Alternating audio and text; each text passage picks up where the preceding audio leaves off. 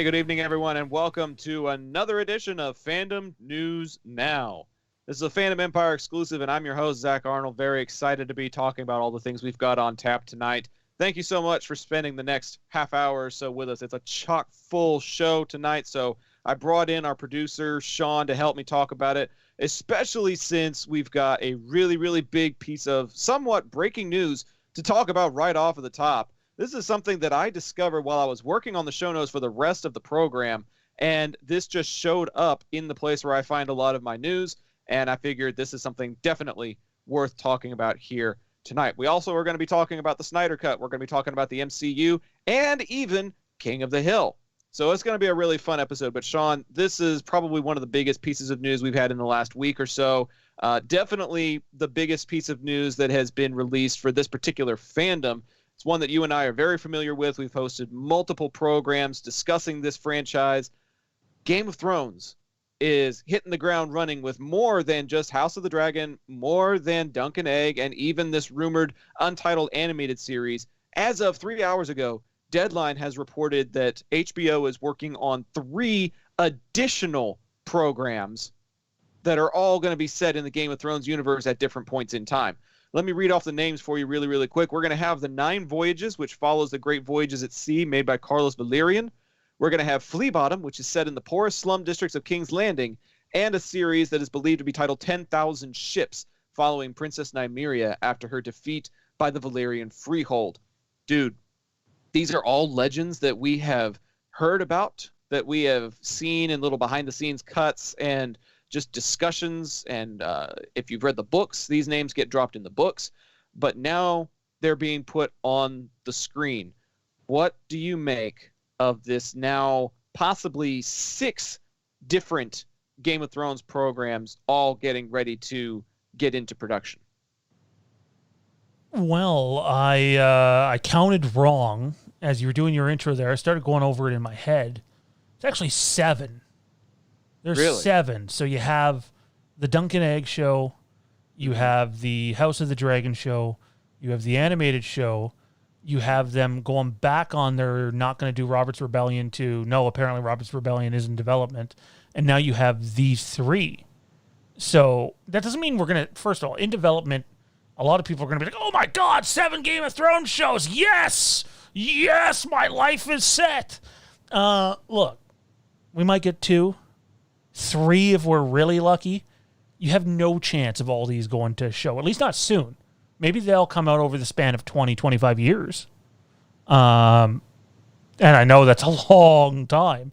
But it's just what in development means. You know how many Star Wars projects have probably been axed in the last, basically since 2012? Probably a shit ton. I'm stoked though, man. I still think I like at least 3 of the 4 we heard about more than these ones, but the Game of Thrones just universe that was set up by George R.R. Martin and then later followed up by Benioff and Weiss just left so much rich material that you can dive into, whether it's the mainstream stuff, which would consider House of the Dragon and Robert's Rebellion and even Dunk and Egg. I think that all 3 of those shows are a little more mainstream, where these ones feel a little more out of like kind of like the legends we hear about. So if we get a couple of these shows, I mean, we know we're getting House of the Dragon. It's already been completely ordered for season 1, 10 episodes. Right. So if we get 2 more in addition to it, that would be pretty remarkable, and I'd be stoked. Anytime there's a chance for more Game of Thrones, man, as long as they match the quality of the actual Game of Thrones show, I'll be happy. I'll be thrilled. I'm stoked. I feel like that's probably one of the reasons why The Long Night ended up getting axed. They had a cast, they had a director, they had everything ready to go, and then HBO looked at the pilot and said no. So, you're right. There's a big difference between development and production, but to be looking at the premise of these stories is actually pretty interesting. I'm going to read a little bit from the Deadline article that I found everything from for just a second here.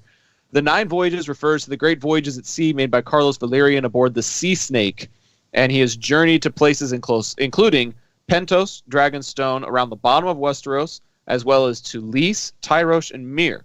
He reached the fabled lands of Yi Ti and Lang, whose wealth doubled that of House Valyrian, and him and the Ice Wolf headed north, searching for passage around the top of Westeros, only to find frozen seas and icebergs as big as mountains. There is also a project set in Flea Bottom, which is the poorest slum district in King's Landing, a maze-like warren of narrow streets and dark alleys filled with tanneries, brothels, and alehouses.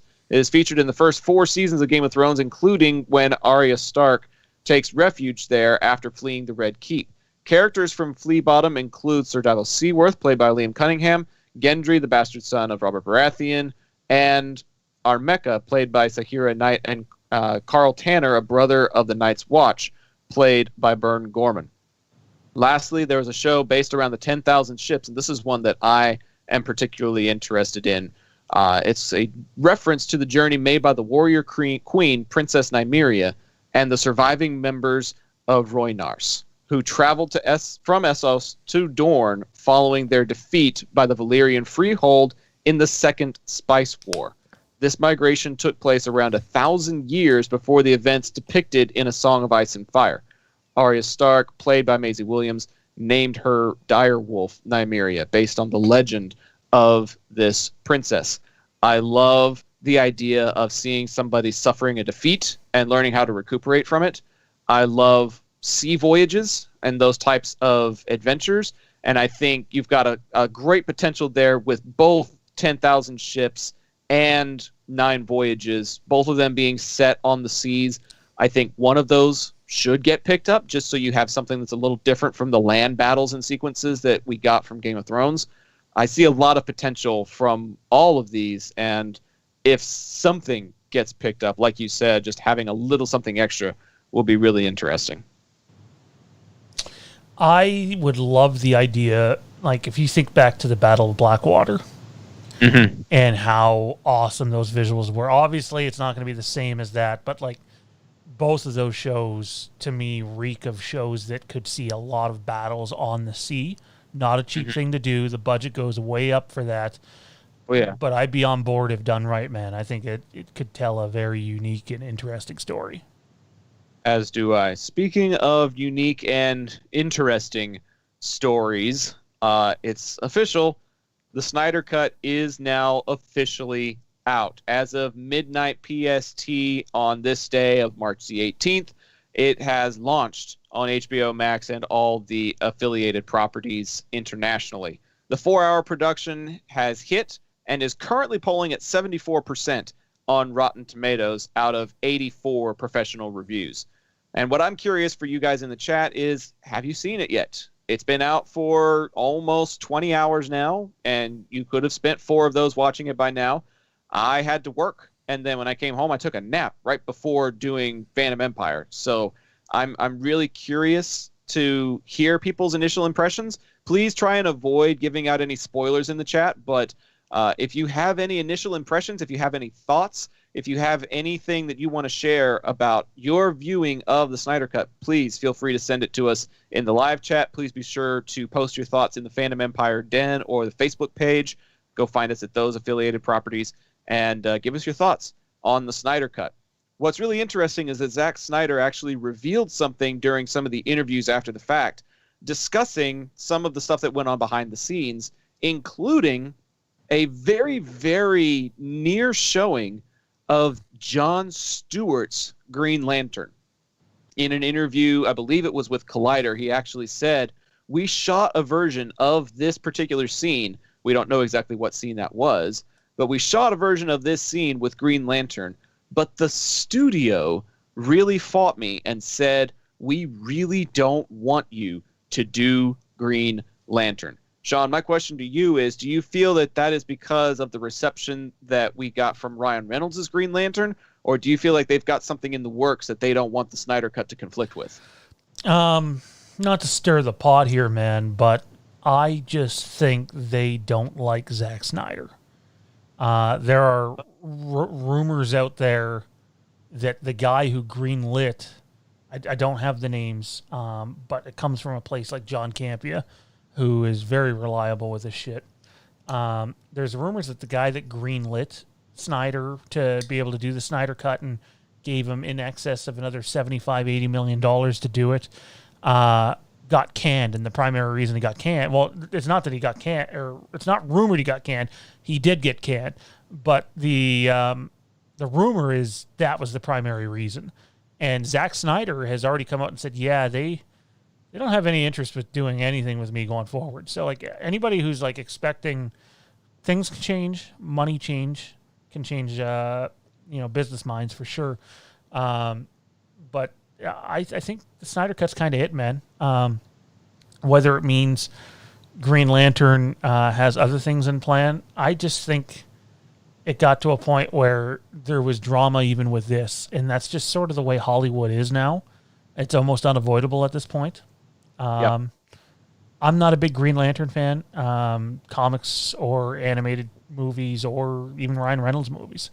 I could do without him, to be honest. So, well, it'll be interesting to see what the next phase is for the DCEU. Obviously, they're working on stuff like Shazam 2, and I saw a couple of standalone films that are potentially in the works. And you're right, Snyder's not involved in any of those. So if this is his farewell tour, it'll be interesting to see what the reception is for this film. Our friend Kenny in the chat says that he saw the Snyder Cut already and loved it more than Justice League, which is what we're calling Joss Whedon's version.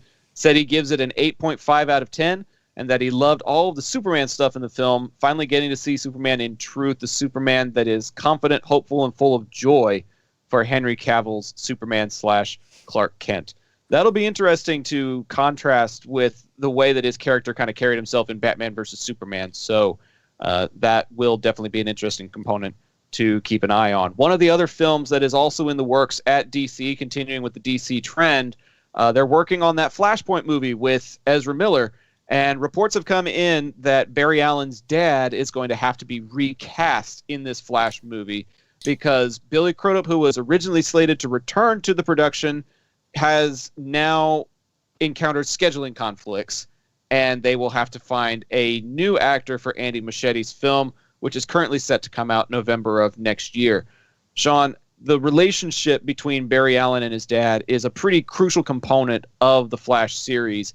Do you see problems arising with Billy Crudup being recast in the Flashpoint movie? I mean, look, I want to warn everybody right now. Strap yourselves in for a lot of recasting in movies, whether they're franchises or standalone movies. The one thing that COVID and the pandemic have managed to do is they fucked up schedules. I know there's people that are in our chats that go, there's no way they'll delay Halloween Ends till 2023. Why would they do that? And it's like, the reason it's being talked about is because of scheduling. Scheduling is one of the issues here. And, right. When someone signs a deal, for example, Pedro Pascal just signed the deal to do the Last of Us TV show with, what's the girl's name from Game of Thrones season 7 and 8? 6, 7, and 8, sorry. The younger girl there. You talked about it on Fandom News Now. Was Bella Thompson? That's it. That's the one. Thank you. He signed on, and when he signed on, that show became priority number one. That's what's in the contract language. That wasn't in the contract language with The Mandalorian, so he didn't have to do that. He's doing a bunch of other movies and stuff. And so when someone signs on to do a new project, sometimes they sign on as like top priority, top billing, and everything has to then work around that schedule. And sometimes simply rescheduling something is not an option, especially for a character that's probably not going to have a massive role in the movie. But make no mistake, what you said about Barry Allen's dad being important, not just in the TV series, but considering it's a Flashpoint movie, he's probably going to have a bigger role than anything we've seen theatrically anyway from The Flash. Right. You got to do what you got to do at the end of the day because, hey, look, the world's fucked right now, and you gotta make concessions.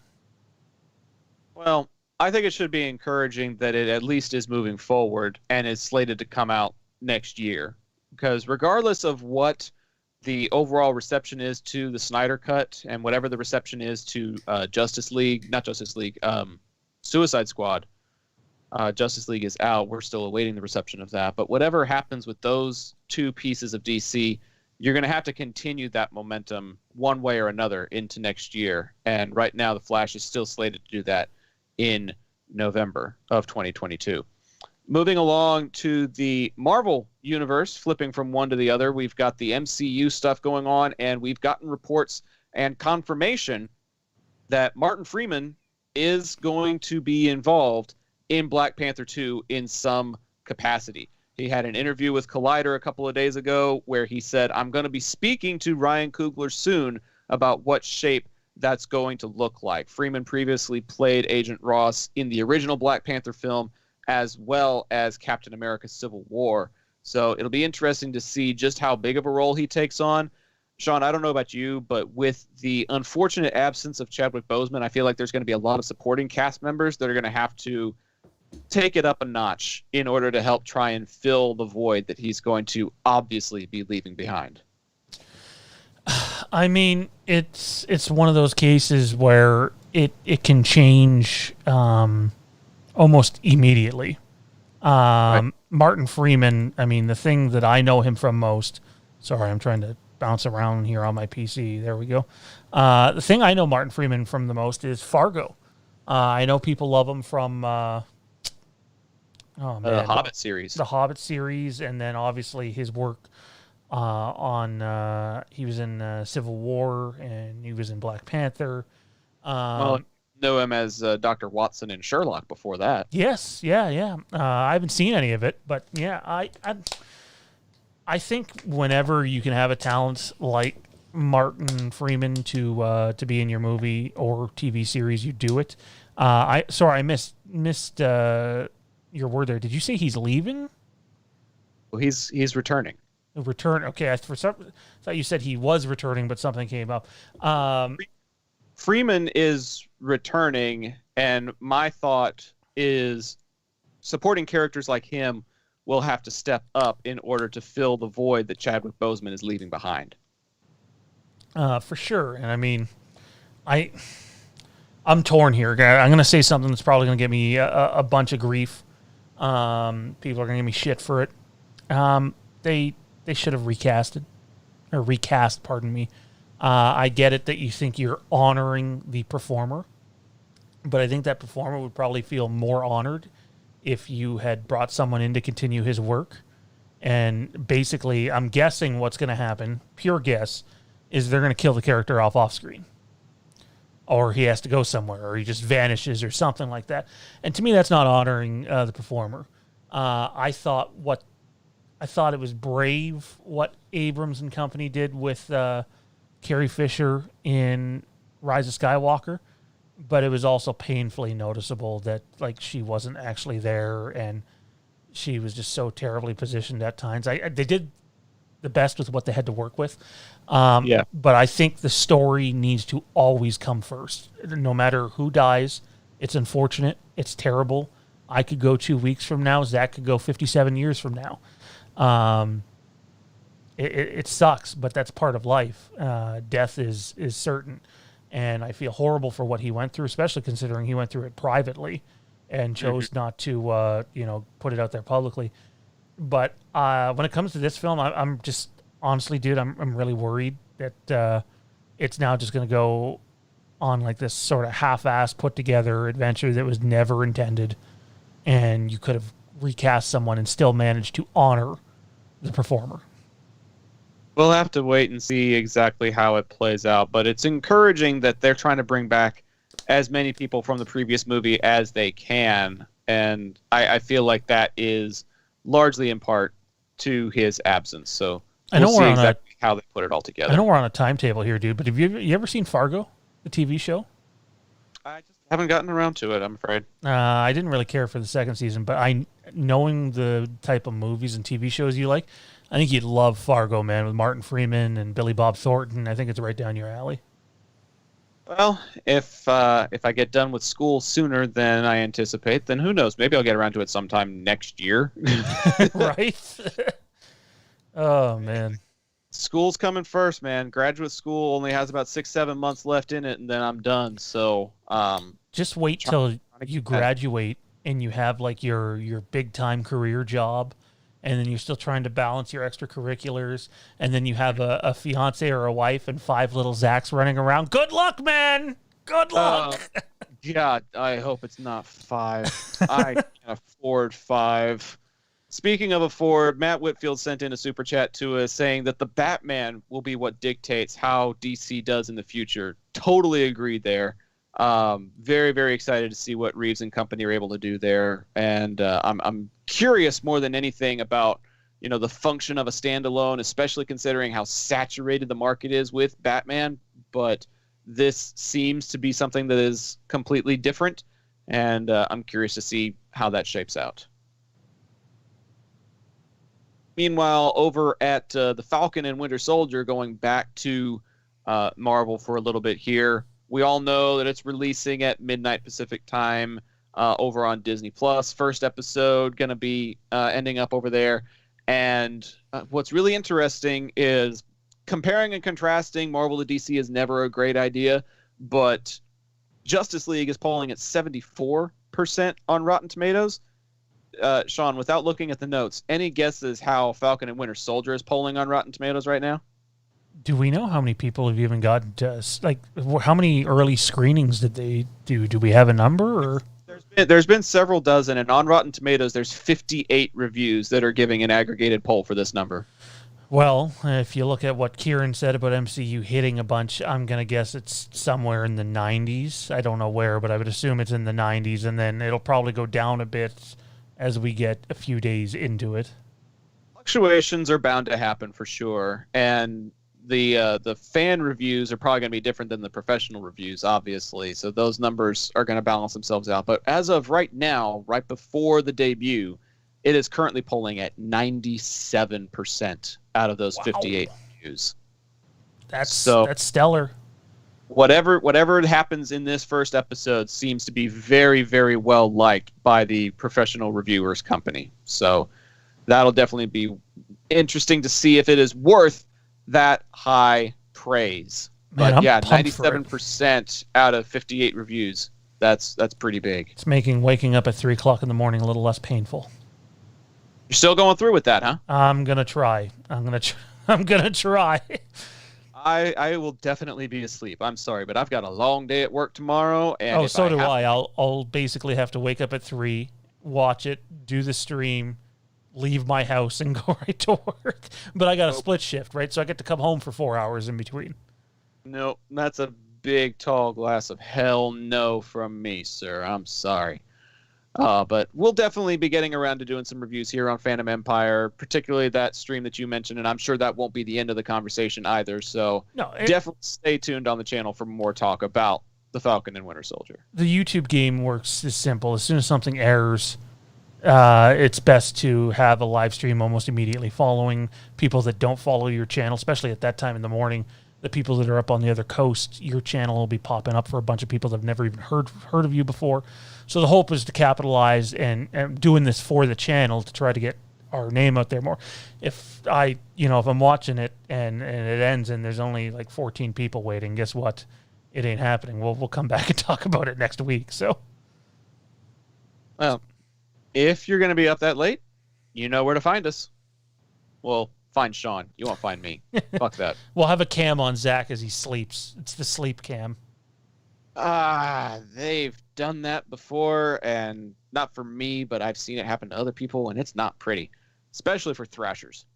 Don't put a cam on Thrashers. Have you seen that TikTok video of the girl who sleepwalks? No. I'll have to find you a link. It's really funny. Like, they set up a night vision camera in the top corner of their bedroom, and they just basically show her sleepwalking and the stuff that she does. And at one point, she gets spooked by her fiance, thinking it's a giant teddy bear. Like, it's hilarious. But I would not be nearly as entertaining as she is. Oh man. Continuing with the Marvel trend, but switching over to Sony Marvel. This was talked about a little bit on Fandom Empire. We're going to talk about it a little bit more here. Venom: Let There Be Carnage has officially been delayed to September 17th of 2021. Universal also recently rescheduled the Fast and Furious movie F9 to late June, and speculation has arisen that it could get postponed into the fall as well. The slot that Let There Be Carnage is being moved to is going to put it between The Suicide Squad in August and Dune in October. It'll be opening the same weekend now as Boss Baby 2 and the mystery movie Death on the Nile. So, Sean, this is a twofold question. What do you make of the delay, and what do you make of the slot it's been placed in? Well, I'll toot our own horn here. A few weeks ago, we literally said this was going to happen. Actually, it was probably more like a couple of months ago now. We said that we had heard Venom is definitely getting delayed till fall. I believe that was followed up by some pompous asshole in the chat saying, "You have no idea what you're talking about. They're not going to delay Venom. Yada yada yada. I'm entitled to this and that." Yeah, that worked out real well. So the delay doesn't surprise me. Although I like we talked about on Fandom Empire Live, man. There's so many fairly big movies coming out in a really short amount of time that something's got to give here, or a couple of someone's are going to end up falling considerably short financially of where they're expecting to be. Not to mention there's no guarantee it's going to be full capacity, even in the States at that point. Well, that's very true. Like they're not. Well, technically, Texas is supposed to be at 100% capacity, but you know that nobody's actually going to be going at 100% capacity right now. But it's a very gradual process that is definitely going to take a while. Let's take a look at some of the stuff that's expected starting around August the 20th. That's the 20th and the 27th are kind of the beginning of the fall season. And on August 20th, we're going to be expecting The Kingsman, The Hitman's Wife's Bodyguard, and Paw Patrol the movie. Candyman is slated for August 27th. And then jumping into September, we're going to be seeing the likes of Resident Evil, Jackass, Malignant, Let There Be Carnage, Death on the Nile, Boss Baby, Infinite, Many Saints of Newark, Dear Evan Hansen, and Dark Harvest. That's just September, dude. That isn't even talking about Dune or Addams Family 2 or No Time to Die coming out in the first 8 days of October. I think, is No Time to Die October or November? The site I'm looking at is saying October the 8th. I also think Texas Chainsaw Massacre 2, I think it's the second one. It's a direct sequel to the original. Didn't even know it was coming out this year. Apparently comes out in September or October as well. So, it's just kind of nuts, man. And then Halloween Kills and just... Well, and then looking at November, you're going to get Marvel's The Eternals. You're going to get Paramount's Clifford the Big Red Dog, which nobody asked for, and yet that's still happening. Ghostbusters Afterlife got postponed to 2022, didn't it? Or was it just this fall? I don't know if it's been pushed back to 2022 yet, but I remember there being a lot of talk about it, so I would expect that to happen. It's entirely possible. Mission Impossible 7. And then, of course, we're going to be getting stuff like Spider-Man No Way Home. There's supposed to be a Matrix film that's in the works for December. And then Christmas weekend, Universal and Illumination are doing a sequel to the Sing movie. So from late August through the fall into winter slate. Did you mention Dune? I did mention Dune. Yeah. Dune is set for the first week of October. So there is just a shit ton of movies in like a 3-month span. And these aren't movies like Bob and Jill get stuck at the mall or something, because there's a bunch of movies that come out like that in cinema that's like, oh, am I going to go pay my money to see? These are pretty big hits that you're mentioning here in a very short amount of time. And I think with a lot of those from Warner ending up on HBO Max, I think there's going to be a lot of people trying to decide, do I want to see this one in the theater or do I want to see this one at home? Because that split viewing option is still very prevalent, and I think that prevalence is going to carry over into the fall slate as well. It's gonna, in my opinion, I'm trying to project this as best case scenario as I can. Let's assume that most theaters in America are 100% capacity. Let's assume that up here in Canada that they're open by September, and we might have 50% capacity, best case scenario. I still think you're going to have people that literally have to pick and choose what they're going to see and what they're not, where if these movies, which were, if you look at all their original release dates, were spread out throughout like an entire year almost, you might be able to see all these films in theater. Not going to happen in most cases now. Right. We're coming close to the end of our program, so if you have any thoughts on what's been previously discussed, or if you have any super chats that you want to send in, please be sure to do that now while you have the opportunity. And there's a Patreon for Phantom Empire as well. If you like the content that you're seeing, be sure to go check that out as well. There's a lot of really great exclusive content that's available to Patreon subscribers. So be sure to have a look-see at that as well. There's a few highlights from the Star Wars universe, and I'm going to touch on all of them all at once, and then we'll talk on some of the highlighted functions, and then we'll have one or two small things to talk about towards the tail end. But we're nearing the finish line here tonight, folks. So send in some of your final thoughts, and we'll read them live on the air. The Star Wars universe is chock full of a lot of stuff, particularly some content that's coming to Disney+. Particularly, we're going to be looking at Ewoks Season 1 and 2 and Ewoks The Battle of Endor coming to Disney+ in the not-too-distant future. Caravan of Courage is also coming, as well as The Story of the Faithful Wookiee, which is the cartoon from the holiday special that features the introduction of Boba Fett. So there is a lot that is still to come, but one of the biggest pieces that is coming is Tartakovsky's Star Wars Clone Wars. And as it was alluded to on Phantom Empire just a little while ago, we are going to be getting both volumes. I've gotten confirmation that the first volume, that is a series of micro clips, is going to be available, and then the second series, which is going to be, much longer episodes, some of them closer to even 10 minutes in length, those are going to be available in their totality on Disney+. They are expected to come in April. The tentative date is April 2nd, and I believe it's so that people can get that content viewed before you see The Bad Batch launching on May the 4th. Continuing with some of the stuff about Star Wars Clone Wars, there is actually a Tartakovsky character from that Clone Wars micro series that is making his way into the official canon. In the comics, Dr. Aphra number 11, we see that the body of Han Solo has been stolen and Boba Fett must get it back in order to deliver him to Jabba the Hutt.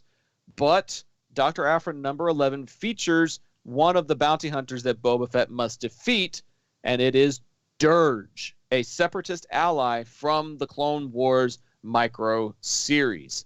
So the bounty hunter that was able to reassemble his appendages that Obi-Wan Kenobi lopped off in the series has found his way into the official canon. And considering his encounter with Boba Fett, there is now, of course, speculation on social media that we could end up seeing him in the book of Boba Fett at some point.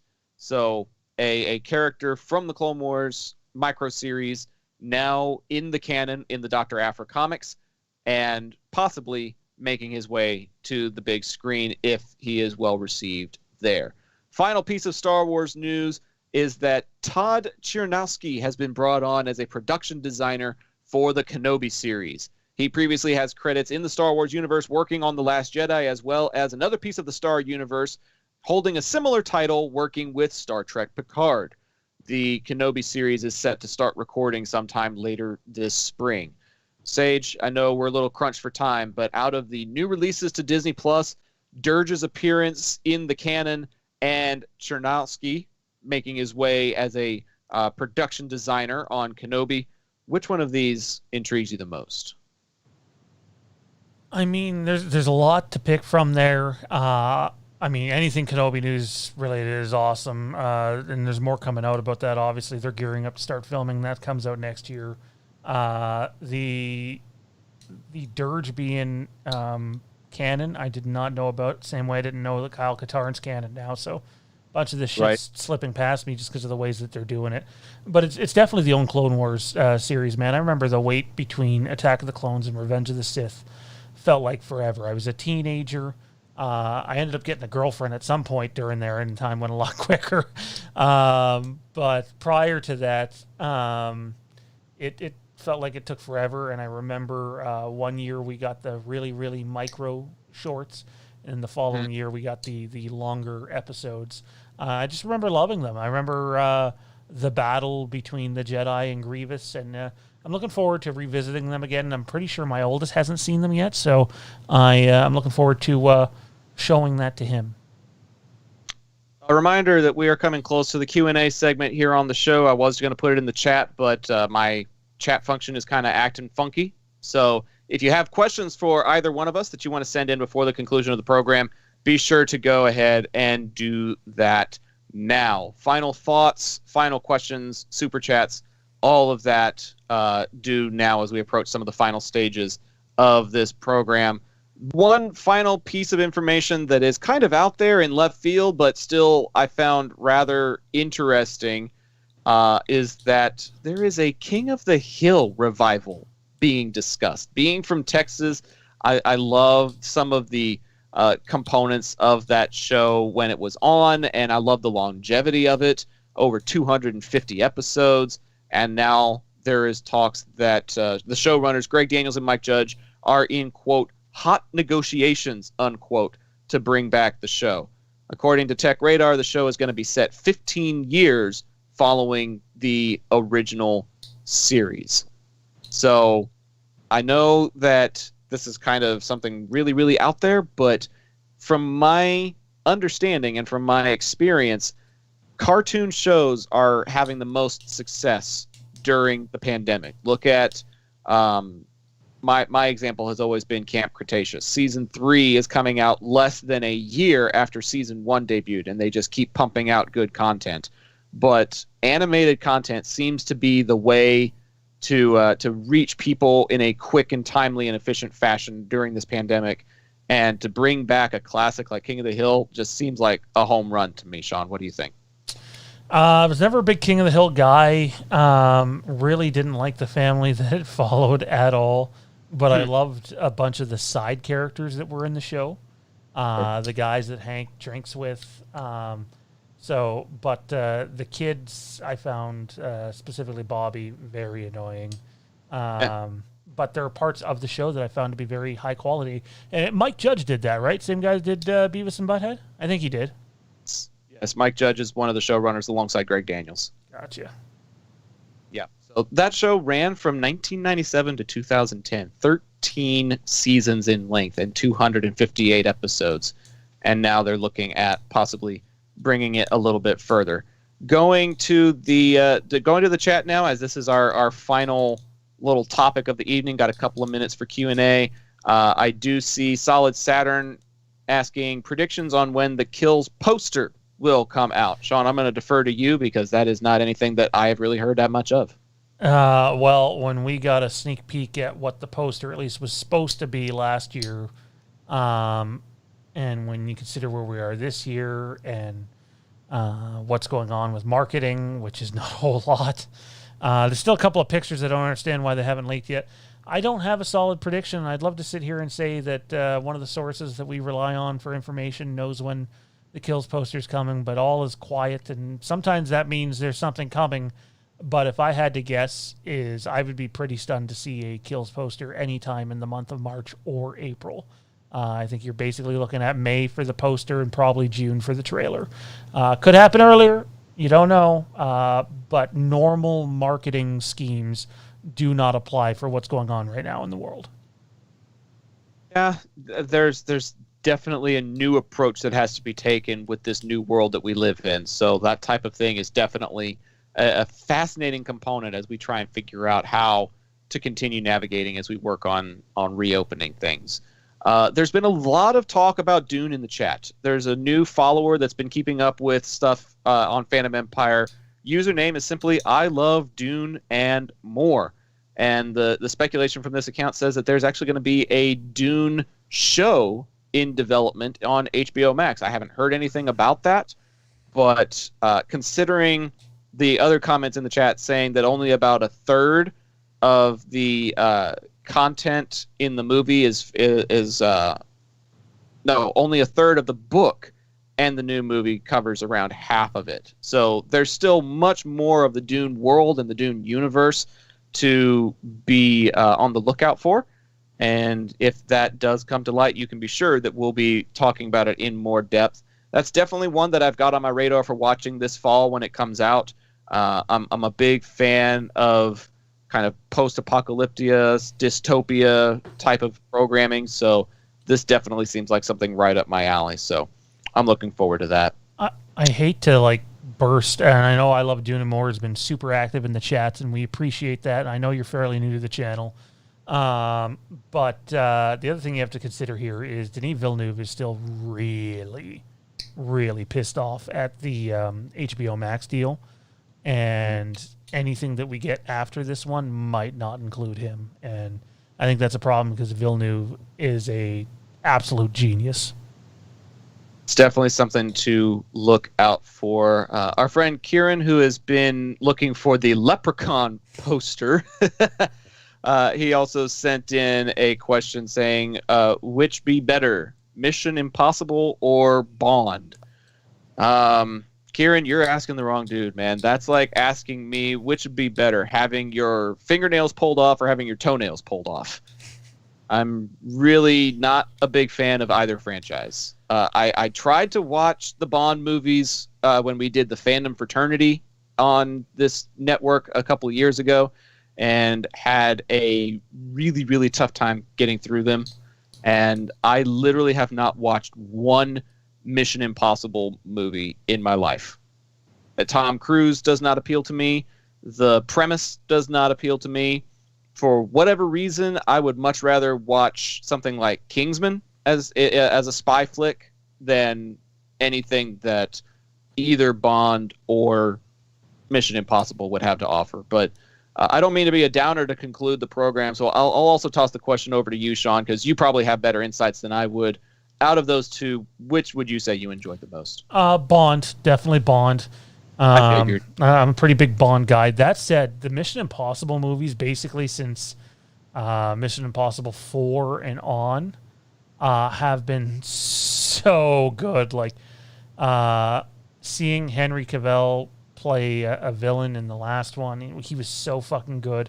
And we got to see that, and then The Witcher came out not too long after, and it showed just how good Henry Cavill is. I really do like the Mission Impossible movies. I own every single one of them. But I'm a Bond guy first. They're close, though. They're close, and you're going to get to see both of them in very quick order this fall, unless one of them gets delayed another year. I would definitely have a much tougher time if someone was asking me the age-old Star Wars versus Star Trek. But as far as action spy flicks, that would be a little bit tougher. He says, new question, Leprechaun or any other movie? I'll tell you something, Kieran. I will watch the Leprechaun movie if you watch Lamageddon with me. How about that? I'm trying to get my friends to watch Lamageddon. It's a movie from 2015 that had a $3,000 US budget. You heard that right. They made an entire film on $3,000. And if both of us make it through Leprechaun and Lamageddon sober, I will be very surprised. If the options are Leprechaun or any other movie, I'm taking Leprechaun because I don't think I can do Zombies again. Did you know they made a Zombies 2? Yeah, you told me not too long ago. God, why? Or better yet, hang on, let's queue up Loomis for a cameo.